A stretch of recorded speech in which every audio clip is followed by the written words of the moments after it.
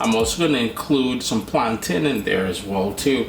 And you can use sweet potato, yam. In this case, I've got Edo's, which I've peeled already here, and a piece of taro or dasheen. I'll just quickly show you how I peeled it. Now, here's the thing: if you wanted to steam them with the skin on, you can just give it a good wash, cut it in half, and put it skin side down in the steamer with the flat side up, just to steam it. And then once it's done steaming, and how we're going to test is we're going to use a paring knife into the deepest part. Once there's no resistance, we'll know the steaming process is done.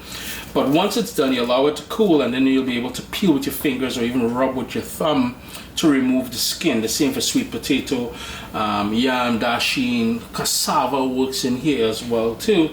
With the cassava, I'd recommend peeling it first, and all you want to do with my paring knife here is, something with a thin blade.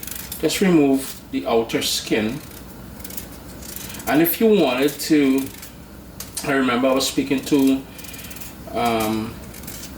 a chef friend of mine, and I was asking him about how does he steam his ground provisions, or if he does or not, and he said yes, he does. And I was asking him about salt, because when we boil it, when we boil ground provision, it's usually in salted water, and he said his tip is to, I'm just going to give this a quick rinse. Now, before we move on, if this was freshly harvested from the ground, you would want to wear gloves or coat your hands with vegetable oil, because that sort of sap on the outside that you would have on between the layers of the skin, sort of a slimy sort of thing, that would irritate or potentially irritate your skin. His tip was to brine it in salted water first to get that salt element in there. There are two other ways you can do it. Is to salty water, and my steaming basket is in a wok there. You can salt that water, and the steam, well, the idea behind it is that salted sort of briny steam would come up and salt it, or you can sprinkle salt on here directly. The other thing I want to do is to cut the plantain into pieces. This is a nice ripe plantain, and all I'm going to do, maybe about 2.5 to 3 inches or so, and that's it. I'm going to give it a cut down, just the thickness of the skin here, yeah. And the reason, so the title of the video is how to steam and why we steam ground provisions. What I've found over the years, it can be a bit tricky, because if you put it in salted water, boiling salted water, with the taro, it cooks first. It's very soft. The yam we get in Canada from Costa Rica and West Africa and all those places, I find they cook really quickly.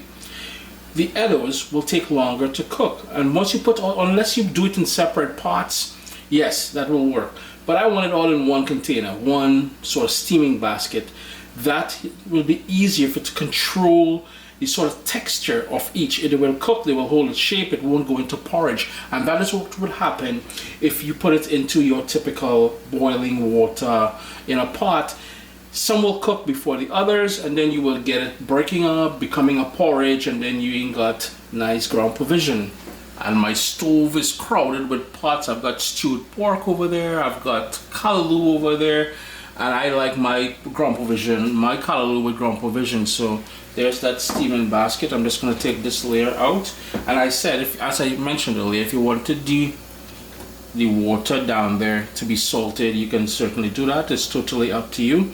What I would do is then, the Edos takes the longest to cook, so all I'm doing is putting the Edos pieces in there first, and I'm putting it face side up. I don't want it sticking to the basket here, and I don't want to put, yes, you can put some parchment paper, but any sort of steaming holes, they tend to get clogged. This is just a bit of the outer skin there of the Edos.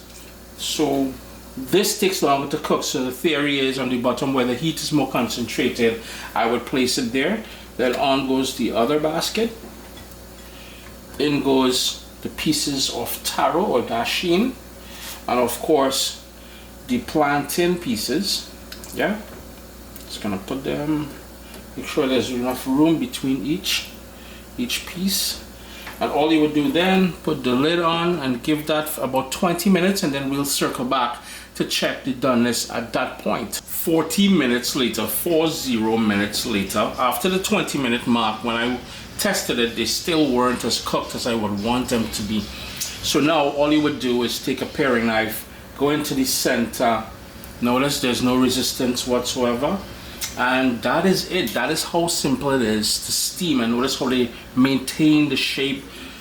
Not too hot? Alright, let's see down below. Maintain the shape. That is how you're gonna get evenly cooked ground provision. If it was yam or cassava, boiled, you know, the green banana, you would treat it the same way, steaming it as we did with the plantain.